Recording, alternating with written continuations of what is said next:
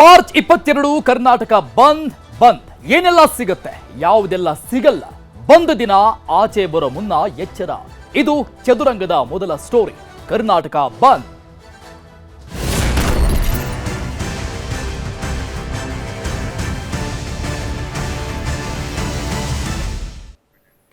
ಮಹಾರಾಷ್ಟ್ರದಲ್ಲಿ ಕನ್ನಡಿಗರ ಮೇಲೆ ಆಗ್ತಾ ಇರುವಂತಹ ದಬ್ಬಾಳಿಕೆ ನಿರಂತರವಾಗಿ ಮುಂದುವರಿತಾ ಇದೆ. ಈ ದಬ್ಬಾಳಿಕೆಗೆ ಆಕ್ರೋಶ ವ್ಯಕ್ತವಾಗಿದೆ.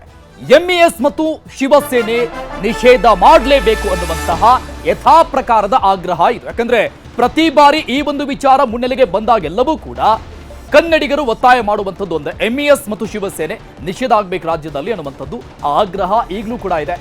ಮಾರ್ಚ್ 22ನೇ ತಾರೀಕು ಕರ್ನಾಟಕ ಬಂದ್ ಮಾಡಲಾಗುತ್ತೆ.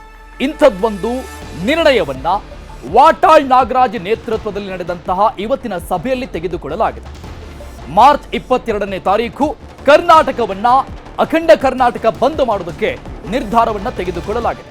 ಕಾರಣ ಇಷ್ಟೇ, ಮಹಾರಾಷ್ಟ್ರದಲ್ಲಿ ಆಗ್ತಾ ಇರುವಂತಹ ನಿರಂತರ ದಬ್ಬಾಳಿಕೆ, ಕನ್ನಡಿಗರ ಮೇಲೆ ಆಗ್ತಾ ಇರುವಂತಹ ದಬ್ಬಾಳಿಕೆ, ಕಂಡಕ್ಟರ್ ಓರ್ವನ ಮೇಲೆ ಆದಂತಹ ಆ ಒಂದು ದೌರ್ಜನ್ಯ ಖಂಡಿಸಿ ಇಲ್ಲಿವರೆಗೂ ಏನೆಲ್ಲ ಬೆಳವಣಿಗೆಗಳು ಆಗ್ತಾ ಇದೆ ಅನ್ನೋದನ್ನ ಸೂಕ್ಷ್ಮವಾಗಿ ಗಮನಿಸ್ತಾ ಇದ್ದೀವಿ.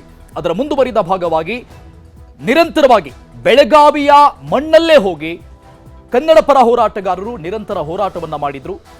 ಈಗ ಅದರ ಮುಂದುವರೆದ ಭಾಗವನ್ನ ನೋಡ್ತಾ ಇದ್ದೀವಿ. ಮಾರ್ಚ್ 22ನೇ ತಾರೀಕು ಸಂಪೂರ್ಣ ಕರ್ನಾಟಕ ಬಂದ್ ಮಾಡ್ತೀವಿ ಎನ್ನುವಂತಹ ನಿರ್ಧಾರವನ್ನ ಕನ್ನಡ ಪರ ಹೋರಾಟಗಾರರು ತೆಗೆದುಕೊಂಡಿದ್ದಾರೆ.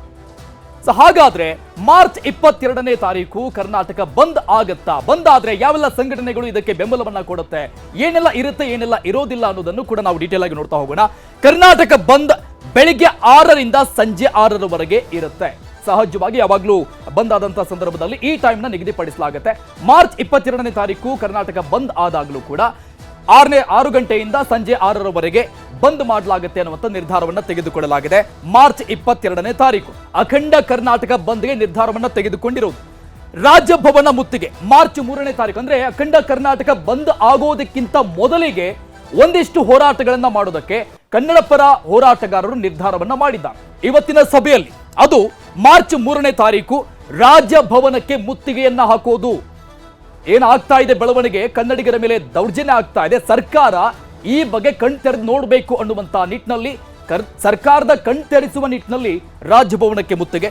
ಇದಾದ ಮೇಲೆ ಮಾರ್ಚ್ 7ನೇ ತಾರೀಕು ಬೆಳಗಾವಿ ಚಲೋವನ್ನ ಹಮ್ಮಿಕೊಳ್ಳಲಾಗಿದೆ. ವಾಟಾಳ್ ನಾಗರಾಜ್ ನೇತೃತ್ವದಲ್ಲಿ ಬೆಳಗಾವಿ ಚಲೋವನ್ನ ಮಾಡಲಾಗುತ್ತೆ ಅನ್ನುವಂತಹ ಏಕಪಕ್ಷೀಯ ನಿರ್ಧಾರವನ್ನ ಇವತ್ತಿನ ಸಭೆಯಲ್ಲಿ ತೆಗೆದುಕೊಳ್ಳಲಾಗಿದೆ. ಅಂದ್ರೆ ಮಾರ್ಚ್ 22ನೇ ತಾರೀಕು ಫೈನಲ್ ಆಗಿ ಅಖಂಡ ಕರ್ನಾಟಕ ಬಂದ್ ಆಗೋಕ್ಕಿಂತ ಮೊದಲಿಗೆ ಯಾವೆಲ್ಲ ಹೋರಾಟಗಳು ರಾಜ್ಯದಲ್ಲಿ ನಡೆಯುತ್ತೆ ಅನ್ನುವಂತಹ ಡೀಟೇಲ್ಸ್ ಅನ್ನ ಗಮನಿಸ್ತಾ ಇದ್ವಿ. ಒಂದು ರಾಜಭವನ ಚಲೋ ಮತ್ತು ರಾಜಭವನ ಮುತ್ತಿಗೆ, ಮತ್ತೊಂದು ಬೆಳಗಾವಿ ಚಲೋ. ಅಂದ್ರೆ ಬೆಳಗಾವಿಗೆ ಹೋಗೇನೆ ನಾವು ಹೋರಾಟವನ್ನ ಮಾಡ್ತೀವಿ, ಯಾಕಂದ್ರೆ ಆಗ್ತಾ ಇರುವಂತಹ ಅನ್ಯಾಯ ದೌರ್ಜನ್ಯ ಎಲ್ಲವೂ ಕೂಡ ಗಡಿ ಭಾಗ ಆಗಿರುವಂತಹ ಬೆಳಗಾವಿ ಮಣ್ಣಲ್ಲಿ. ಹಾಗಾಗಿ ನಾವು ಬೆಳಗಾವಿ ಚಲೋವನ್ನು ಹಮ್ಮಿಕೊಂಡು ರಾಜ್ಯದಾದ್ಯಂತ ಕನ್ನಡಿಗರನ್ನ ಒಗ್ಗೂಡಿಸಿಕೊಂಡು ಹೋರಾಟವನ್ನ ಮಾಡ್ತೀವಿ ಅನ್ನುವಂಥ ನಿಟ್ಟಿನಲ್ಲಿ ನಿರ್ಧಾರವನ್ನ ತೆಗೆದುಕೊಳ್ಳಲಾಗಿದೆ. ಮಾರ್ಚ್ 22 ಕರ್ನಾಟಕ ಬಂದ್. ಈಗಾಗಲೇ ನಾನು ಹೇಳಿದಂತೆ, ಅಂದ್ರೆ ನಿರ್ಧಾರವನ್ನ ತೆಗೆದುಕೊಂಡಂತೆ ಕನ್ನಡ ಪರ ಹೋರಾಟಗಾರರು ಏನೆಲ್ಲ ಇರುತ್ತೆ, ಬಸ್ ಸಂಚಾರ ಬಂದಿರುತ್ತೆ, ಏನೆಲ್ಲ ಇರುತ್ತೆ ಏನೆಲ್ಲ ಇರೋದಿಲ್ಲ ಅನ್ನುವಂಥ ಡೀಟೇಲ್ಸ್ ಅನ್ನ ನೋಡ್ತಾ ಇದೀವಿ ನಾವೀಗ. ಬಸ್ ಸಂಚಾರ ಬಂದ್ ಆಗಿರುತ್ತೆ. ಯಾವುದೇ KSRTC ಆಗಿರಲಿ ಅಥವಾ BMTC ಆಗಿರಲಿ ರೋಡ್ಗೆ ಇಳೋದಿಲ್ಲ, ಇಳಿಸಿ ಕೊಡೋದಿಲ್ಲ, ಆ ರೀತಿಯಾಗಿ ಬಂದ್ ಮಾಡ್ತೀವಿ ಅನ್ನುವಂಥ ನಿರ್ಧಾರ. ಶಾಲಾ ಕಾಲೇಜುಗಳು ಬಂದ್ ಆಗಿರುತ್ತೆ. ರಾಜ್ಯದಾದ್ಯಂತ ಖಾಸಗಿ ಅಥವಾ ಸರ್ಕಾರಿಯೇತರ ಅನುದಾನಿತ ಶಾಲಾ ಕಾಲೇಜು ಯಾವುದೇ ಆಗಿರಬಹುದು ಎಲ್ಲವೂ ಕೂಡ ಕ್ಲೋಸ್ ಆಗಿರಬೇಕು. ಅಂದ್ರೆ ಬಂದ್ಗೆ ಬೆಂಬಲವನ್ನ ವ್ಯಕ್ತಪಡಿಸಬೇಕು ಅನ್ನುವಂಥದ್ದು. ಹಾಗಾಗಿ 22ನೇ ತಾರೀಕು ಶಾಲೆ ಮತ್ತು ಕಾಲೇಜು ಬಂದ್ ಆಗಿರುತ್ತೆ. ಹೋಟೆಲ್ಗಳು, ಯಾವುದೇ ರೀತಿಯಾದ ಹೋಟೆಲ್ಗಳು ಬಂದ್ ಆಗಿರುತ್ತೆ, ಅಂದ್ರೆ ಓಪನ್ ಆಗಿರೋದಿಲ್ಲ. ರಾಜ್ಯದಾದ್ಯಂತ ಕೇವಲ ಬೆಂಗಳೂರು ಅಷ್ಟೇ ಅಲ್ಲ ಅಥವಾ ಬೆಳಗಾವಿ ಅಷ್ಟೇ ಅಲ್ಲ ನಾವು ಹೇಳ್ತಾ ಇರೋದು, ಅಖಂಡ ಕರ್ನಾಟಕ ಬಂದ್ ನಿರ್ಧಾರ ಇದು. ಸೊ ಹಾಗಾಗಿ ಹೋಟೆಲ್ಗಳು ಕೂಡ ಬಂದ್ ಆಗಿರುತ್ತೆ. ಸಿನಿಮಾ ಥಿಯೇಟರ್ಗಳು, ಯಾವುದೇ ಎಂಟರ್ಟೈನ್ಮೆಂಟ್ ಇರೋದಿಲ್ಲ. ಸಹಜವಾಗಿ ಯಾವಾಗಲೂ ಬಂದಾದಾಗ ಈ ಕನ್ನಡದ ವಿಚಾರಕ್ಕೆ, ಗಡಿ ವಿಚಾರಕ್ಕೆ ಬಂದಾದಾಗ ಯಾವುದೇ ರೀತಿಯಾದಂಥ ಎಂಟರ್ಟೈನ್ಮೆಂಟ್ಗಳು ಸಹಜವಾಗಿ ನಡೆಯೋದಿಲ್ಲ. ಆ ರೀತಿಯಾದಂಥ ನಿರ್ಧಾರ. ಸಿನಿಮಾ ಥಿಯೇಟರ್ಗಳು ಬಂದಾಗಿರುತ್ತೆ. ಓಲಾ, ಊಬರ್, ಯಾಕಂದ್ರೆ ಪರ್ಯಾಯವಾದಂಥ ವ್ಯವಸ್ಥೆ KSRTC ಮತ್ತು BMTC ಇಲ್ಲ ಅಂತ ಅಂದಾಗ ಬಂದಂಥ ಸಾರ್ವಜನಿಕರು ರೋಡಿಗೆ ಅಂದ್ರೆ ಆಚೆ ಬಂದಂಥವರು ಓಲಾ ಊಬರ್ನ ಮೊರೆ ಹೋಗ್ತಾರೆ. ಆಗಲೂ ಕೂಡ ಓಲಾ ಊಬರ್ ಸಿಗಬಾರ್ದು, ಅಂದ್ರೆ ಕಟ್ಟುನಿಟ್ಟು ಆದಂತಹ ಬಂದನ್ನ ನಾವು ಮಾಡ್ತೀವಿ ಅನ್ನುವಂಥ ನಿಟ್ಟಿನಲ್ಲಿ ಓಲಾ ಊಬರ್ ಕೂಡ ಅವತ್ತಿರೋದಿಲ್ಲ. ಬ್ಯಾಂಕ್ಗಳು, ಯಾವುದೇ ರೀತಿಯಾದಂತಹ ವಹಿವಾಟು ನಡೆಯೋದಿಲ್ಲ, ಬ್ಯಾಂಕ್ ಸಂಪೂರ್ಣವಾಗಿ ಬಂದ್. ಬ್ಯಾಂಕ್ಗಳು ಕೂಡ ಬಂದ್ ಆಗಿರುತ್ತೆ ಮಾರ್ಚ್ 22ನೇ ತಾರೀಕು. ಸರ್ಕಾರಿ ಕಚೇರಿಗಳು ಕಾರ್ಯನಿರ್ವಹಿಸೋದಿಲ್ಲ. ಅಖಂಡ ಕರ್ನಾಟಕ ಬಂದ್ ಆದಂತಹ ಹಿಂದಿನ ಎಲ್ಲ ನಿದರ್ಶನಗಳನ್ನ ನಾವು ನೋಡ್ಕೊಂಡು ಬಂದಿದ್ವಿ. ಸರ್ಕಾರಿ ಕಚೇರಿಗಳು ಬಂದ್ ಆಗಿರುತ್ತೆ. ಈ ಒಂದು ಬಂದ್ನಲ್ಲೂ ಕೂಡ ಅಂದ್ರೆ ಮಾರ್ಚ್ 22ನೇ ತಾರೀಕು ಸರ್ಕಾರಿ ಕಚೇರಿಗಳು ಕೂಡ ಕಾರ್ಯನಿರ್ವಹಿಸೋದಿಲ್ಲ, ಬಂದ್ ಆಗಿರುತ್ತೆ ಅಂತ ಬಂದ್ ಮಾಡ್ತೀವಿ ಅನ್ನುವಂಥ ನಿಟ್ಟಿನಲ್ಲಿ ಇವತ್ತು ವಾಟಾಳ್ ನಾಗರಾಜ್ ಅವರ ನೇತೃತ್ವದಲ್ಲಿ ಆದಂತಹ ಸಭೆಯಲ್ಲಿ ತೀರ್ಮಾನ ತೆಗೆದುಕೊಳ್ಳಲಾಗಿದೆ. ರೈಲು ಸಂಚಾರ ವ್ಯತ್ಯಯವಾಗುವಂತಹ ಸಾಧ್ಯತೆ ಇದೆ. ರಾಜ್ಯಕ್ಕೆ ಬೇರೆ ರಾಜ್ಯಗಳಿಂದ ಬರುವಂತಹ ಎಲ್ಲ ರೈಲುಗಳು ಏನಿದೆ ಆ ರೈಲು ಸಂಚಾರದಲ್ಲೂ ಕೂಡ ಒಂದಷ್ಟರ ಮಟ್ಟಿಗೆ ವ್ಯತ್ಯಯ ಆಗುವಂತಹ ಸಾಧ್ಯತೆ ಇದೆ. ಅಂದ್ರೆ ಅಲ್ಲಿಯೂ ಕೂಡ ಹೋಗಿ ಇವರು ಪ್ರತಿಭಟನೆ ಮಾಡುವಂತಹ ಸಾಧ್ಯತೆಗಳಿದೆ. ಯಾಕಂದ್ರೆ ಮಹಾರಾಷ್ಟ್ರ ಗಡಿ ಭಾಗದಿಂದ ಕರ್ನಾಟಕ ಎಂಟ್ರಿ ಆಗುವಂಥದ್ದು ಬೆಳಗಾವಿಯಿಂದ, ಅಲ್ಲೇ ಈ ಒಂದು ಸಮಸ್ಯೆ ಉದ್ಭವ ಆಗಿರೋ ಹಿನ್ನೆಲೆಯಲ್ಲಿ ಅಲ್ಲಿಂದ ಬರುವಂತಹ ಸಹಜ ರೈಲುಗಳೆಲ್ಲವೂ ಕೂಡ ವ್ಯತ್ಯಯ ಆಗುವಂತಹ ಸಾಧ್ಯತೆಗಳಿದೆ. ಹಾಗಾದ್ರೆ ಮಾರ್ಚ್ 22ನೇ ತಾರೀಕು ಇದೆಲ್ಲ ಬಂದು ನಾವೇನು ಲಿಸ್ಟ್ ನೋಡಿದ್ವಿ, ಏನೆಲ್ಲ ಸಿಗುತ್ತೆ, ಎಸೆನ್ಷಿಯಲ್ ಸರ್ವಿಸ್ ಯಾವ್ದು ಇರುತ್ತೆ, ಆಸ್ಪತ್ರೆಗಳು ಓಪನ್ ಆಗಿರುತ್ತೆ. ಸಹಜವಾಗಿ 24x7 ಆಸ್ಪತ್ರೆಗಳು ಸಿಗುತ್ತೆ. ಇದು ಬಹಳಷ್ಟು ಬೇಕಾಗಿರುವಂತಹ ಸೌಕರ್ಯ ಆಗಿರೋ ಹಿನ್ನೆಲೆಯಲ್ಲಿ ಆಸ್ಪತ್ರೆಗಳಿಗೆ ಯಾವುದೇ ತೊಂದರೆ ಇರುವುದಿಲ್ಲ, ಎಲ್ರಿಗೂ ಕೂಡ ಆಸ್ಪತ್ರೆ ಇರುತ್ತೆ. ಮೆಡಿಕಲ್ ಶಾಪ್ಗಳು ಓಪನ್ ಇರುತ್ತೆ 24 ಅವರ್ಸ್. ಯಾವಾಗ ಬಂದಾದ್ರೂ ಕೂಡ ಈ ತುರ್ತು ಸೇವೆ ಅಂತ ನಾವೇನು ಪರಿಗಣನೆ ತೆಗೆದುಕೊಳ್ತೀವಿ, ಈ ಎಲ್ಲ ಸೇವೆಗಳು ಯಥಾ ಪ್ರಕಾರವಾಗಿ ನಿರ್ವಹಿಸುತ್ತೆ. ಮೆಡಿಕಲ್ ಶಾಪ್ ಓಪನ್ ಆಗಿರುತ್ತೆ, ಆಸ್ಪತ್ರೆಗಳು ಸಿಗುತ್ತೆ, ಹಾಲು, ಆಂಬ್ಯುಲೆನ್ಸ್ ಸಿಗುತ್ತೆ. ಸಹಜವಾಗಿ ಯಾವುದೆಲ್ಲ ಬಂದ್ ಯಾವುದೆಲ್ಲ ಸಿಗುತ್ತೆ ಅನ್ನುವಂತಹ ಎರಡು ಲಿಸ್ಟ್ ಅನ್ನ ನಿಮ್ಮ ಮುಂದೆ ಇಡ್ತಾ ಇದ್ದೀವಿ ನಾವು. ಪೆಟ್ರೋಲ್ ಡೀಸೆಲ್ ಸಿಗುತ್ತೆ. ಅಂದ್ರೆ ತುರ್ತು ಕೆಲಸಕ್ಕಾಗಿ ಯಾರೆಲ್ಲ ಹೊರಗೆ ಬಂದಿರ್ತಾರೆ ಅವರಿಗೆ ಸಹಜವಾಗಿ ಪೆಟ್ರೋಲ್ ಅಥವಾ ಡೀಸೆಲ್ನ ಅವಶ್ಯಕತೆ ಇರುತ್ತೆ. ಸೊ ಹಾಗಾಗಿ ಪೆಟ್ರೋಲ್ ಮತ್ತು ಡೀಸೆಲ್ ಸಿಗುತ್ತೆ, ಬಂದ್ ಆಗಿರೋದಿಲ್ಲ. ಹಾಗಾದ್ರೆ ಮಾರ್ಚ್ 22ನೇ ತಾರೀಕು ಏನೆಲ್ಲ ಬಂದ್ ಏನೆಲ್ಲ ಓಪನ್ ಅನ್ನುವಂಥದ್ದ ಲಿಸ್ಟ್ ಅನ್ನ ನಾವು ನೋಡಿದ್ವಿ. ಯಾರೆಲ್ಲ ಬೆಂಬಲವನ್ನ ಕೊಡ್ತಾರೆ 22ನೇ ತಾರೀಕಿನ ಈ ಬಂದ್ಗೆ ಅನ್ನುವಂಥದ್ದು ಕೂಡ ಬಹಳಷ್ಟು ಪ್ರಾಮುಖ್ಯತೆಯನ್ನ ಪಡೆದುಕೊಳ್ಳುತ್ತೆ. ಬಂದ್ಗೆ ಬೆಂಬಲ ಕನ್ನಡ ಪರ ಸಂಘಟನೆಗಳು, ಇವರ ಮುಖಾಂತರನೇ ಬಂದ್ ಆಗ್ತಾ ಇರೋದು. ಸೊ ಹಾಗಾಗಿ ಎಲ್ಲ ಕನ್ನಡ ಪರ ಸಂಘಟನೆಗಳು ಬೆಂಬಲ ಕೊಡುವಂತ ಸಾಧ್ಯತೆಗಳಿದೆ. ಈಗಾಗಲೇ ವಾಟಾಳ್ ನಾಗರಾಜ್ ಮಾತನಾಡಿರುವಂತದ್ದನ್ನ ನಾವು ಗಮನಿಸಿದ್ವಿ. ಆಗ್ಲೇ ಕೂಡ ಒಕ್ಕೂರಲಿಂದ ಅವರು ಕೇಳ್ಕೊಂಡ್ರು, ಕರವೇ ನಾರಾಯಣಗೌಡ ಬಣ ನಮಗೆ ಬೆಂಬಲವನ್ನ ಕೊಡ್ಲೇಬೇಕು ಅಂತ ಕೇಳಿದ್ರು, ಜೊತೆಗೆ ಕೊಡ್ತಾರೆ ಅನ್ನುವಂಥ ಆತ್ಮವಿಶ್ವಾಸವನ್ನು ಕೂಡ ವಾಟಾಳ್ ನಾಗರಾಜ್ ವ್ಯಕ್ತಪಡಿಸಿದ್ರು. ಮೊನ್ನೆ ಕೂಡ ನಾರಾಯಣಗೌಡ ಬಣ ಅಲ್ಲಿ ಬೆಳಗಾವಿಯಲ್ಲಿ ಹೋಗಿನೇ ಹೋರಾಟವನ್ನ ಮಾಡಿದ್ರು. ಪಾದಯಾತ್ರೆ ಮೂಲಕವಾಗಿ ದೊಡ್ಡ ಮಟ್ಟದ ಹೋರಾಟ ಆಯಿತು. ಅದಾದ್ಮೇಲೆ ಪೊಲೀಸ್ ಅಧಿಕಾರಿಗಳು ಅವರನ್ನೆಲ್ಲರನ್ನ ವಶಕ್ಕೆ ಪಡೆದ್ರು. ಅಲ್ಲಿ ಒಂದು ದೊಡ್ಡ ಹೈ ಡ್ರಾಮಾನೇ ಆಯಿತು. ಅಂದ್ರೆ ಯಾವಾಗ ಈ ಕಂಡಕ್ಟರ್ ಒಬ್ಬರಿಗೆ ಅಲ್ಲಿ ಅವಮಾನ ಆಯಿತು, ದೌರ್ಜನ್ಯ ಆಯಿತು MES ಪುಂಡರಿಂದ, ಅದಾದ್ಮೇಲೆ ಕರವೇ ನಾರಾಯಣಗೌಡರ ಬಣಾನೇ ಹೋಗಿ ಅಲ್ಲಿ ಹೋರಾಟವನ್ನ ನಡೆಸಿತು. ಹಾಗಾಗಿ 22ನೇ ತಾರೀಕು ಆಗುವಂತಹ ಇದೇ ವಿಚಾರದ ಮೇಲೆ ಆಗ್ತಾ ಇರುವಂತಹ ಈ ಬಂದ್ಗೆ ಕರವೇ ನಾರಾಯಣಗೌಡ ಕೂಡ ಅಂದ್ರೆ ಅವರ ಬಣ ಕೂಡ ಬಂದ್ಗೆ ಬೆಂಬಲವನ್ನ ಕೊಡುವಂತಹ ಸಾಧ್ಯತೆಗಳಿದೆ. ಇನ್ನು ಕಾರ್ಮಿಕ ಸಂಘಟನೆಗಳು ಬಂದ್ಗೆ ಬೆಂಬಲವನ್ನ ಕೊಡುತ್ತೆ ಅಂತ ಹೇಳಲಾಗ್ತಾ ಇದೆ. ಅಂದ್ರೆ ವಾಟಾಳ್ ನಾಗರಾಜ್ ಅವರು ಇಲ್ಲಿವರೆಗೂ ಕೊಟ್ಟಂತ ಮಾಹಿತಿ ಇದು. ಇವತ್ತು ಕೂಡ ಒಂದಿಷ್ಟು ಪ್ರಮುಖ ನಾಯಕರು, ಕಾರ್ಮಿಕ ಸಂಘಟನೆಗಳ ಪ್ರಮುಖ ನಾಯಕರು ಕೂಡ ಇವತ್ತಿನ ಸಭೆಯಲ್ಲಿ ಭಾಗಿಯಾಗಿದ್ರು. ಆ ನಿಟ್ಟಿನಲ್ಲಿ ಪ್ರಮುಖವಾದಂಥ ಚರ್ಚೆ ಆಗಿದೆ. 22ನೇ ತಾರೀಕು ನಾವು ಕೂಡ ಈ ಬಂದ್ನಲ್ಲಿ ಪಾಲ್ಗೊಳ್ತೀವಿ ಅನ್ನುವಂತಹ ಬೆಂಬಲದ ಮಾತುಗಳನ್ನು ಆಡಿದ್ದಾರೆ ಕಾರ್ಮಿಕ ಸಂಘಟನೆಗಳು. ಶಿಕ್ಷಣ ಸಂಸ್ಥೆಗಳು ಮತ್ತು ಒಕ್ಕೂಟಗಳು ಅಂದ್ರೆ ರುಪ್ಸಾ ಆಗಿರಬಹುದು, ಉಳಿದಂತಹ ಶಿಕ್ಷಣ ಸಂಸ್ಥೆಗಳು ಒಕ್ಕೂಟಗಳೇನಿದೆ ಆ ಒಕ್ಕೂಟಗಳು ಕೂಡ 22ನೇ ತಾರೀಕಿನ ಬಂದ್ಗೆ ನಾವು ಕೂಡ ಬೆಂಬಲವನ್ನ ಕೊಡ್ತೀವಿ ಅನ್ನುವಂತಹ ವಿಚಾರವಾಗಿ ಮಾತನಾಡಿದ್ದಾರೆ ಇವತ್ತಿನ ಸಭೆಯಲ್ಲಿ. ಶಿಕ್ಷಣ ಸಂಸ್ಥೆಗಳು ನಾನಾಗ್ಲೇ ಹೇಳ್ದಂಗೆ ಏನೆಲ್ಲ ಬಂದಿರುತ್ತೆ ಅನ್ನುವಂಥ ಲಿಸ್ಟ್ನಲ್ಲಿ ಪ್ರಮುಖವಾಗಿ ಶಾಲಾ ಕಾಲೇಜುಗಳು ಎಲ್ಲವೂ ಕೂಡ ಬಂದ್ ಆಗಿರುತ್ತೆ 22ನೇ ತಾರೀಕು ಅಂತ.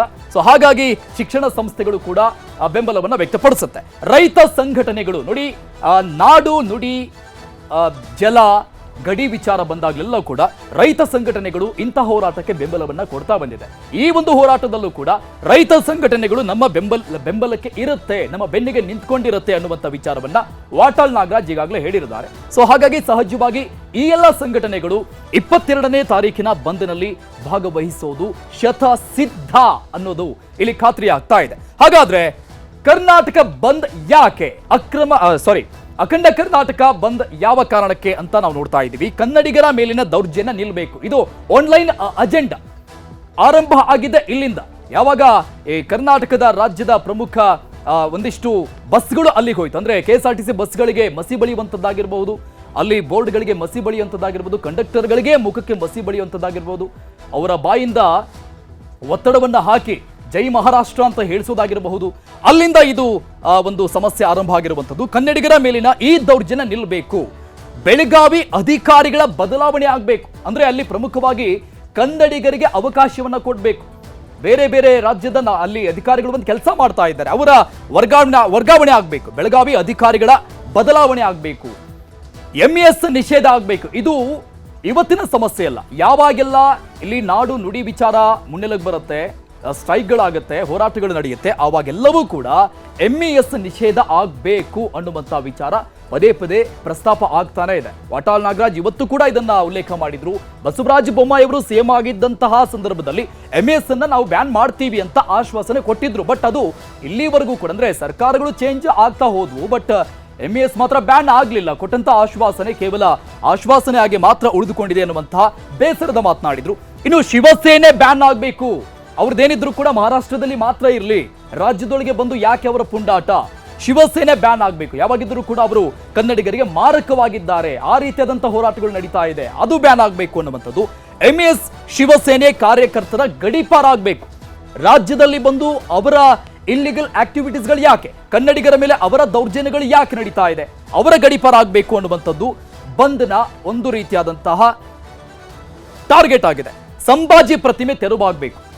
ರಾಜ್ಯದಲ್ಲಿ ಸಂಭಾಜಿ ಪ್ರತಿಮೆ, ಯಾಕಂದ್ರೆ ಶಿವಾಜಿ ಮಹಾರಾಜ್ ಅವರ ಮಗ ಸಂಭಾಜಿ ಅವರ ಪ್ರತಿಮೆ ಇರುವಂತದ್ದು ಬೆಳಗಾವಿಯಲ್ಲಿ, ಈ ಪ್ರತಿಮೆ ತೆರವಾಗಬೇಕು, ನಮಗೆ ಯಾಕೆ ಅನ್ನುವಂತಹ ಒಂದು ವಿಚಾರವನ್ನ ಮುಂದಿಟ್ಟಿದ್ದಾರೆ.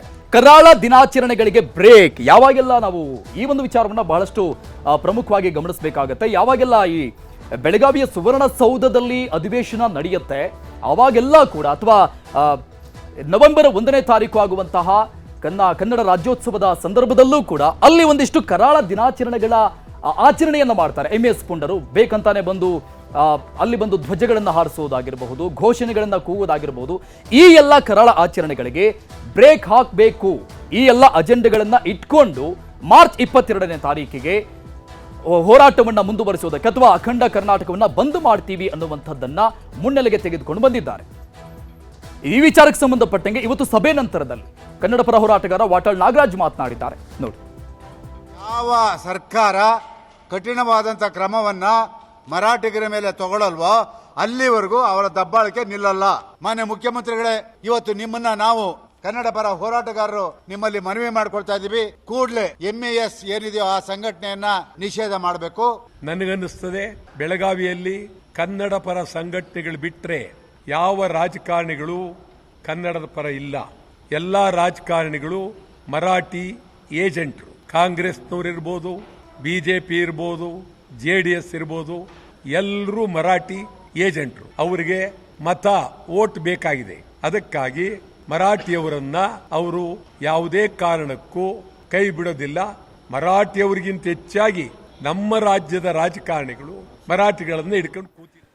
ಇದು ಒಂದು ಕಡೆ ಆದ್ರೆ, ಮತ್ತೊಂದು ಕಡೆ ಇವತ್ತಿನ ಸಭೆಯಲ್ಲಿನೇ ಈ ಮೇಕೆದಾಟು ವಿಚಾರಕ್ಕೆ ಸಂಬಂಧಪಟ್ಟಂಗೂ ಕೂಡ ಒಂದು ಪ್ರಮುಖವಾದಂತ ನಿರ್ಧಾರವನ್ನ ತೆಗೆದುಕೊಳ್ಳಲಾಗಿದೆ. ಮೇಕೆದಾಟು ಯೋಜನೆ ಇನ್ನೂ ಕೂಡ ಜಾರಿ ಆಗ್ತಾ ಇಲ್ಲ, ನಿರಂತರವಾದಂತಹ ಹೋರಾಟ ಆಯಿತು. DK ಶಿವಕುಮಾರ್ ಅವರು ದೊಡ್ಡ ಮಟ್ಟದ ಪಾದಯಾತ್ರೆ ನಡೆಸಿದ್ರು.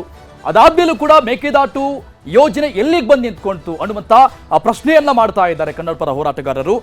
ಮಾರ್ಚ್ 11ನೇ ತಾರೀಕು ಅತ್ತಿ ಬೆಲೆ ಗಡಿಯನ್ನ ಬಂದ್ ಮಾಡ್ತೀವಿ ಅನ್ನುವಂತಹ ನಿರ್ಧಾರವನ್ನ ತೆಗೆದುಕೊಳ್ಳಲಾಗಿದೆ. ಮಾರ್ಚ್ 14ನೇ ತಾರೀಕು ಮಂಡ್ಯ, ಮೈಸೂರು, ರಾಮನಗರ ಅಲ್ಲಿ ಮುತ್ತಿಗೆ ಹಾಕುವಂತಹ ನಿರ್ಧಾರವನ್ನ ತೆಗೆದುಕೊಳ್ಳಲಾಗಿದೆ. ಅದು ಬೇರೆ ವಿಚಾರ, ಇದು ಬೇರೆ ವಿಚಾರ. ಅಂದ್ರೆ ಇಲ್ಲಿ ಮೇಕೆದಾಟು ಯಾವಾಗ ಜಾರಿ, ಎಲ್ಲಿಗೆ ಬಂತು ಆ ಯೋಜನೆ ಅನ್ನುವಂತಹ ಪ್ರಶ್ನೆಯನ್ನ ಮುಂದಿಟ್ಟುಕೊಂಡು ಈ ಒಂದು ಹೋರಾಟ. ಮಾರ್ಚ್ 16 ಹೊಸಕೋಟೆ ಮತ್ತು ಟೋಲ್ ಅದನ್ನ ಬಂದ್ ಮಾಡೋದು, ಆ ಮೂಲಕವಾಗಿ ಎಚ್ಚರಿಕೆಯ ಸಂದೇಶವನ್ನ ಕೊಡೋದು, ಮಲಗಿಕೊಂಡಿರುವಂತಹ ಸರ್ಕಾರವನ್ನ ಬಡಿದೆಬ್ಬಿಸುವಂತ ಕೆಲಸವನ್ನ ಮಾಡ್ತೀವಿ ಅಂತ ನಿರ್ಧಾರವನ್ನ ತೆಗೆದುಕೊಂಡಿದ್ದಾರೆ. ಮಾರ್ಚ್ 16ನೇ ತಾರೀಕು ಟೋಲ್ ಬಂದ್ ಮಾಡ್ತೀವಿ ಅನ್ನುವಂತಹ ಪ್ರಮುಖ ನಿರ್ಧಾರ ಆಗಿದೆ. ಬೆಂಗಳೂರಿಗೆ ಅನುದಾನವೇ ಕೊಡ್ತಿಲ್ವಾ? ಸಿದ್ದರಾಮಯ್ಯ ತಾರತಮ್ಯ ಮಾಡಿದ್ರ? DK ಶಿಂದ್ಲೆ ಬ್ರ್ಯಾಂಡ್ಗೆ ಪೆಟ್ಟು. ಇದು ಚದುರಂಗದ 2ನೇ ಸ್ಟೋರಿ. ಅನುದಾನ ಜಟಾಪಟಿ.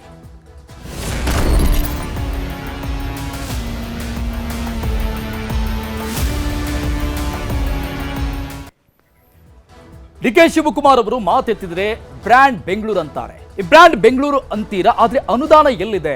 ಬೆಂಗಳೂರು ಶಾಸಕರಿಗೆ ಅನುದಾನಕ್ಕಾಗಿ ಸಿಎಂ ಬಳಿ ಹೋಗಿರು, ಸಿಎಂಗೆ ಬೇಡಿಕೆ ಇಟ್ಟಿದ್ದಾರೆ. ಬಿಜೆಪಿ ಶಾಸಕರು, ಸಂಸದರಿಂದ ಸಿದ್ದರಾಮಯ್ಯ ಮೊರೆ ಹೋಗುವಂತಹ ಕೆಲಸ ಆಯ್ತು ಇವತ್ತು. ಬಿಜೆಪಿಯ ನಿಯೋಗ, ಪ್ರಮುಖವಾಗಿ ವಿಪಕ್ಷ ನಾಯಕ ಹೋದ್ರು, ರಾಜ್ಯಾಧ್ಯಕ್ಷರು ಕೂಡ ಹೋದ್ರು. ಬಜೆಟ್ನಲ್ಲಿ ಅನುದಾನವನ್ನ ನೀಡಬೇಕು, ಅಂದ್ರೆ ಈ ಹಿಂದೆ ಕೊಡ್ತಾ ಇದ್ದಂತ ಅನುದಾನಕ್ಕಿಂತ ಹೆಚ್ಚಿನ ಅನುದಾನವನ್ನ ಕೊಡಬೇಕು ಬೆಂಗಳೂರಿಗೆ ಅಂತ ಮನವಿಯನ್ನಿಟ್ಟಿದ್ದಾರೆ. ಬಿಜೆಪಿ ಶಾಸಕರ ನಿಯೋಗದ ಅಹವಾಲನ್ನ ಸಿಎಂ ಸಿದ್ದರಾಮಯ್ಯನವರು ಸ್ವೀಕಾರ ಮಾಡಿದರು. ಬಜೆಟ್ನಲ್ಲಿ ಅನುದಾನ ಕೊಡ್ತಾರಾ ಅನ್ನುವಂತಹ ಕುತೂಹಲ ಈಗ ಮುನ್ನೆಲೆಗೆ ಬಂದಿದೆ. ಬ್ರ್ಯಾಂಡ್ ಬೆಂಗಳೂರು ಅನ್ನುವಂಥದ್ದು ಕೇವಲ ಮಾತುಗಳಿಗೆ, ಭಾಷಣಕ್ಕೆ ಮಾತ್ರ ಸೀಮಿತವಾಯಿತಾ ಅನ್ನುವಂತಹ ಚರ್ಚೆ ರಾಜಕೀಯ ವಲಯದಲ್ಲಿ ಅಷ್ಟೇ ಅಲ್ಲದೆ ಸಾರ್ವಜನಿಕ ವಲಯದಲ್ಲೂ ಕೂಡ ಈ ಸಂಬಂಧಪಟ್ಟಂಗೆ ದೊಡ್ಡ ಮಟ್ಟದ ಚರ್ಚೆ ಆಗ್ತಾ ಇದೆ. ಸೊ ಆ ಕಾರಣಕ್ಕಾಗಿ ಬಿಜೆಪಿ ನಾಯಕರು ಅಂದ್ರೆ ಬಿಜೆಪಿ ಶಾಸಕರು, ಬೆಂಗಳೂರು ವ್ಯಾಪ್ತಿಯಲ್ಲಿರುವಂತಹ ಎಲ್ಲಾ ಕ್ಷೇತ್ರದ ನಾಯಕರು ಸೇರಿದಂಗೆ ಬಿಜೆಪಿ ರಾಜ್ಯಾಧ್ಯಕ್ಷ ಮತ್ತು ವಿಪಕ್ಷ ನಾಯಕ ಆರ್ ಅಶೋಕ್ ಸೇರಿದಂಗೆ ಬಿಜೆಪಿ ನಾಯಕರ ನಿಯೋಗ ಇವತ್ತು ಸಿಎಂ ಸಿದ್ದರಾಮಯ್ಯನವರನ್ನ ಭೇಟಿ ಮಾಡಿ ಈ ಅನುದಾನ ವಿಚಾರಕ್ಕೆ ಸಂಬಂಧಪಟ್ಟಂಗೆ ಚರ್ಚೆ ಮಾಡಿದ್ದಾರೆ. ಹಾಗಾದ್ರೆ ಬಿಜೆಪಿ ನಾಯಕರ ಬೇಡಿಕೆಗಳು ಏನೇನಾಗಿದೆ, ಯಾವೆಲ್ಲ ಬೇಡಿಕೆಗಳಿಗೆ ಸಿಎಂ ಸಿದ್ದರಾಮಯ್ಯ ಒಪ್ಪಿಗೆಯನ್ನ ಕೊಡಬಹುದು, ಆ ಬೇಡಿಕೆಗಳನ್ನ ನೋಡೋಣ. ಬಿಜೆಪಿಯ ಬೇಡಿಕೆಗಳು ಯಾವ ರೀತಿಯಾಗಿತ್ತು? ರಾಜ್ಯದ ಬೊಕ್ಕಸಕ್ಕೆ ಸಿಂಹ ಪಾಲು ಕೊಟ್ಟರೂ ಕೂಡ ಯಾಕೆ ಈ ರೀತಿಯಾದಂತಹ ಅನ್ಯಾಯ ಅಂದ್ರೆ ಬೆಂಗಳೂರಿಗೆ ಆಗ್ತಾ ಇದೆ? ಬೆಂಗಳೂರಿಂದ ಸಿಂಹ ಪಾಲು ಹೋಗ್ತಾ ಇರುವಂತದ್ದು ಇಡೀ ರಾಜ್ಯ ಸರ್ಕಾರಕ್ಕೆ. ಇದು ಬಜೆಟ್ನಲ್ಲಿ ಬೆಂಗಳೂರಿಗೆ 15,000 ಕೋಟಿ ಅನುದಾನವನ್ನ ಕೊಡಬೇಕು, ಅದಕ್ಕಿಂತ ಕಡಿಮೆ ಕೊಡಬಾರದು. ಅಂದ್ರೆ ಹಿಂದೆ ಇದಕ್ಕಿಂತ ಕಡಿಮೆ ಆಗಿತ್ತು, ಹೆಚ್ಚಿನ ಅನುದಾನ ಬೇಕು ಅನ್ನುವಂಥ ಬೇಡಿಕೆ. ಪ್ರತಿ ಕ್ಷೇತ್ರಕ್ಕೂ 150 ಕೋಟಿ ಅನುದಾನವನ್ನ ಕೊಡಬೇಕು, ಒಂದು ಕ್ಷೇತ್ರಕ್ಕೆ 150 ಕೋಟಿ ರೂಪಾಯಿ. ಬಿಜೆಪಿ ಶಾಸಕರ ಕ್ಷೇತ್ರಗಳಿಗೆ ಮೂಲ ಸೌಕರ್ಯಕ್ಕೆ ಅನುದಾನ ಕೊಡಬೇಕು. ಇದಲ್ದೇನೆ ಮೂಲ ಸೌಕರ್ಯಗಳಿಗೆ ಹೆಚ್ಚಿನ ಅನುದಾನ ಬೇಕು. 3 ತಿಂಗಳ ಹಿಂದೆ ಕೊಟ್ಟಿರುವಂತ 2 ಕೋಟಿ ರೂಪಾಯಿ ಯಾವುದಕ್ಕೂ ಸಾಲ್ತಾ ಇಲ್ಲ. 2 ಕೋಟಿ ರೂಪಾಯಿ ಯಾವುದಕ್ಕೆ ಬರುತ್ತೆ? ಇಡೀ ಕ್ಷೇತ್ರವನ್ನ ಅಭಿವೃದ್ಧಿ ಮಾಡಕ್ಕಾಗತ್ತಾ ಅನ್ನುವಂತ ಮನವಿ. ಅವೈಜ್ಞಾನಿಕ ಟನಲ್ ರೋಡ್ ನಿರ್ಮಾಣವನ್ನ ಕೈ ಬಿಡಬೇಕು, ಅದು ವೈಜ್ಞಾನಿಕವಾಗಿಲ್ಲ. ಹಾಗಾಗಿ ಆ ಒಂದು ಟನಲ್ ರೋಡ್ ಏನು ನಿರ್ಮಾಣಕ್ಕೆ ಸರ್ಕಾರ ಮುಂದಾಗಿದೆ ಅದನ್ನು ಕೈ ಬಿಡಬೇಕು. ಬಿಬಿಎಂಪಿ ಚುನಾವಣೆ ಶೀಘ್ರವೇ ಆಗಬೇಕು. ಕಳೆದ ಒಂದಿಷ್ಟು ವರ್ಷಗಳಿಂದಲೂ ಕೂಡ ಈ ರೀತಿಯಾದಂಥ ಬೇಡಿಕೆ ಸರ್ಕಾರದ ಮುಂದೆ ಇದ್ದೇ ಇದೆ. ಸರ್ಕಾರಗಳು ಚೇಂಜ್ ಆದಾಗೆಲ್ಲ ಕೂಡ ಯಾರೆಲ್ಲ ವಿಪಕ್ಷದಲ್ಲಿ ಇರ್ತಾರೆ ಅವರೆಲ್ಲರೂ ಕೂಡ ಇದನ್ನ ಮುನ್ನೆಲೆಗೆ ತರ್ತಾರೆ, ಬಿಬಿಎಂಪಿ ಎಲೆಕ್ಷನ್ ಆಗಬೇಕು ಅನ್ನುವಂಥದ್ದು. ಇನ್ನು ಗ್ರೇಟರ್ ಬೆಂಗಳೂರು ಪ್ರಾಧಿಕಾರಕ್ಕೆ ವಿರೋಧ, ಈಗಾಗಲೇ ಬಿಬಿಎಂಪಿ ಇದೆ. ಗ್ರೇಟರ್ ಬೆಂಗಳೂರು ಯಾವ ಕಾರಣಕ್ಕಾಗಿ ಬೇಕು, ಆ ಒಂದು ಪ್ರಾಧಿಕಾರದ ಅವಶ್ಯಕತೆ ಆದ್ರೂ ಏನು, ಅದನ್ನು ಕೈ ಬಿಡಬೇಕು. ಬಿಬಿಎಂಪಿಯನ್ನ 5ರಿಂದ 7 ಭಾಗ ಮಾಡೋದು ಸರಿಯಲ್ಲ. ಈಗ ನಿಭಾಯಿಸ್ತಾ ಇರುವಂತ ರೀತಿಯಲ್ಲೇ ಅದು ಮುಂದುವರಿಬೇಕು. ಇನ್ನು ನಮ್ಮ ಮೆಟ್ರೋ ಪ್ರಯಾಣ ದರ ಇಳಿಸಬೇಕು. ಈಗಾಗಲೇ ಒಂದು ಬಾರಿ ಪರಿಷ್ಕರಣೆ ಆಯಿತು. ಪರಿಷ್ಕರಣೆ ಆದ ನಂತರದಲ್ಲಿ ಬಿದ್ದಂತ ದೊಡ್ಡ ಪೆಟ್ಟು ಯಾವ ರೀತಿಯಾಗಿತ್ತು ಅನ್ನೋದನ್ನ ಮನಗಂಡಂತ ಮೆಟ್ರೋ BMRCL ಯಾವ ರೀತಿಯಾದಂತ ನಿರ್ಧಾರಕ್ಕೆ ಬಂತು ಅನ್ನೋದನ್ನ ನಾವು ನೋಡಿದೀವಿ. ಅಂದ್ರೆ ಕೆಲವೊಂದಿಷ್ಟು ಕಡೆಗಳಲ್ಲಿ ಮಾತ್ರ ಇಷ್ಟಿಷ್ಟು % ಅಂತ ಕಡಿಮೆ ಮಾಡಿದೆ, ಆದ್ರೆ ಗ್ರಾಹಕರಿಗೆ ಇನ್ನೂ ಕೂಡ ಅದು ಹೊರೆಯಾಗಿದೆ. ಅದನ್ನು ಕಡಿಮೆ ಮಾಡಬೇಕು ಸಂಪೂರ್ಣವಾಗಿ. ಇನ್ನು 100 ಪಾರ್ಕಿಂಗ್ ಸ್ಥಳಗಳ ನಿರ್ಮಾಣ ಆಗಬೇಕು. ಎಲ್ಲೆಲ್ಲಿ ಅವಶ್ಯಕತೆ ಇದೆ ಅಲ್ಲೆಲ್ಲ ಪಾರ್ಕಿಂಗ್ ವ್ಯವಸ್ಥೆ ಆಗಲೇಬೇಕು. ಬೆಂಗಳೂರಲ್ಲಿ ಪಾರ್ಕಿಂಗ್ ವಿಚಾರ ದೊಡ್ಡ ಮಟ್ಟದಲ್ಲಿ ಚರ್ಚೆಗೆ ಇರುವಂತದ್ದು. ಸೊ ಹಾಗಾಗಿ ಪಾರ್ಕಿಂಗ್ ವ್ಯವಸ್ಥೆ ಆಗಬೇಕು.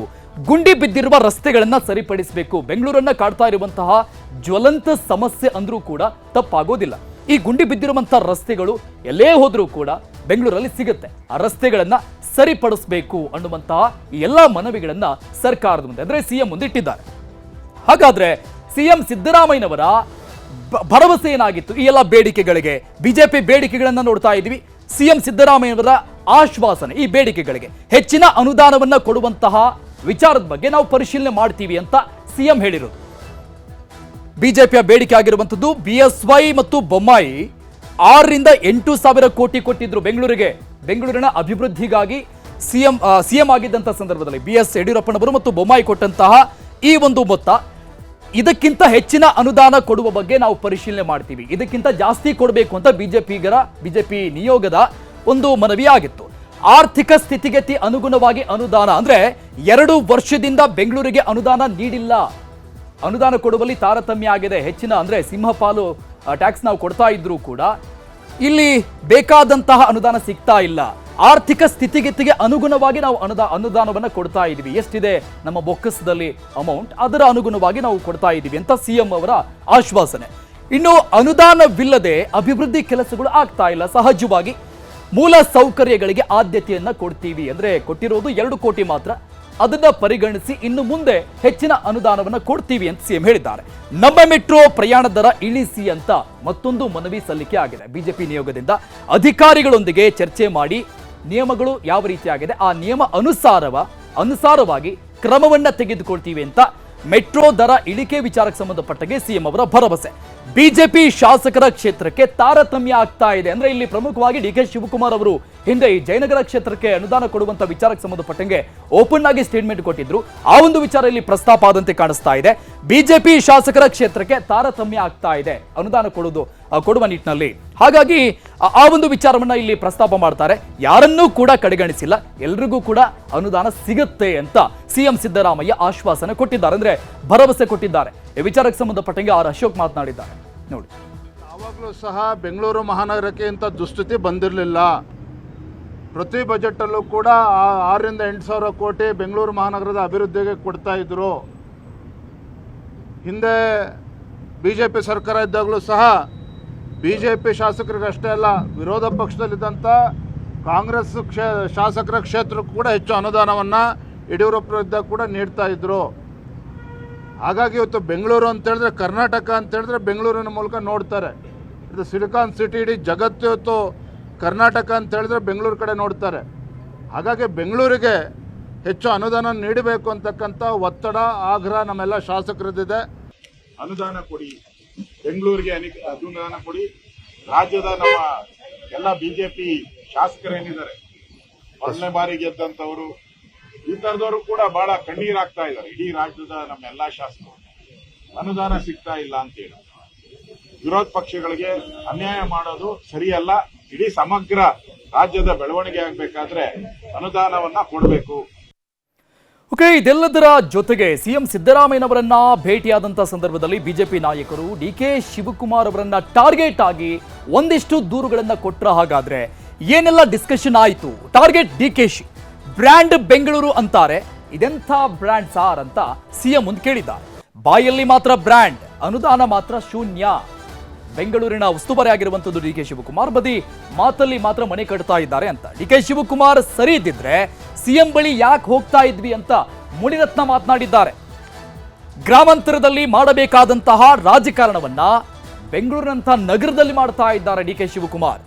ಒಳಚರಂಡಿ ಕಾಮಗಾರಿಗಳ ಟೆಂಡರ್ನಲ್ಲೂ ಕೂಡ ಅಕ್ರಮ ಆಗಿದೆ ಅನ್ನುವಂತ ಗಂಭೀರ ಆರೋಪ ಮಾಡಿದ್ರು.